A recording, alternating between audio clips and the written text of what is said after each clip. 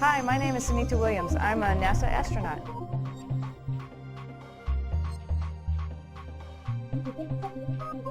Just an amazing experience for me. It was a long time. I joined the Astronaut Corps in 1998, so it was about 8 years before I had the opportunity to go into space. But as soon as we all got there on STS-116 and were able to just look out the window, see the space station for the first time, those gold solar panels as we were approaching it, I was beside myself with how wonderful just the view was. Not to mention I had the opportunity to do a couple spacewalks while I was up there, and just having that visor between you and the outside of space was just incredible, and to look and see northern lights as well as our beautiful planet and out into space was just amazing, just incredible.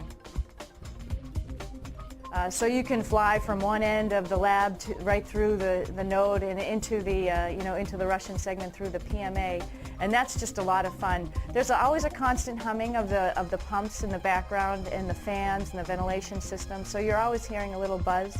But if you want some quiet, you can go into the quiet of the cayutas. I think the best memory that I have from living on the ISS is the camaraderie of the crewmates up there.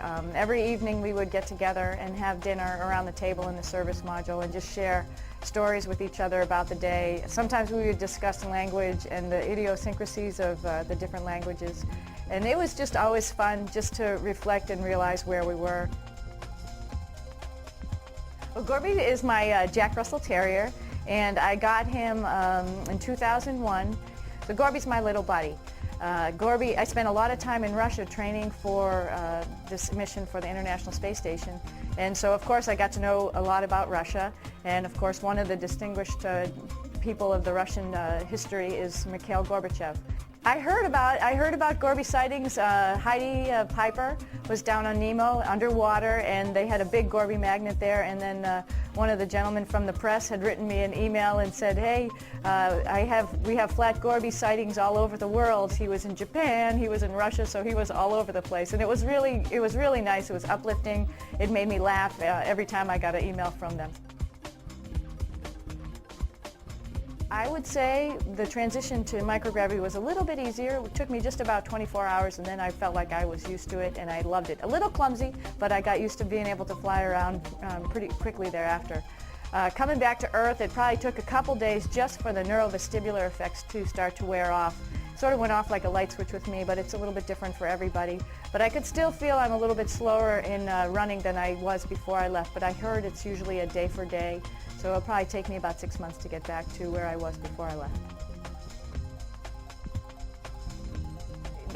Definitely see things on Earth a lot different than before I went. You know, when we were up there, we had the distinct pleasure of being able to look out the window and see our beautiful planet and see continents and no borders for countries. And I think that was a huge impression, that you look down at the planet Earth and it's hard to even imagine two people arguing, never mind fighting down there, because it all looks like one, that we live on these wonderful continents together.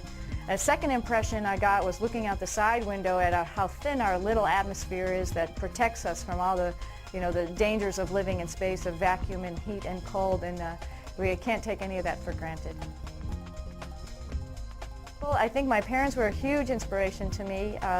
Both of them had, came from not so well-to-do families and made it on their own, and both of them have a huge can-do spirit and influenced me to, take chances and, do as well as I can. And John Young was a huge inspiration for me to even apply to the Astronaut Corps when my test pilot school class met him when we came to a visit to Johnson Space Center.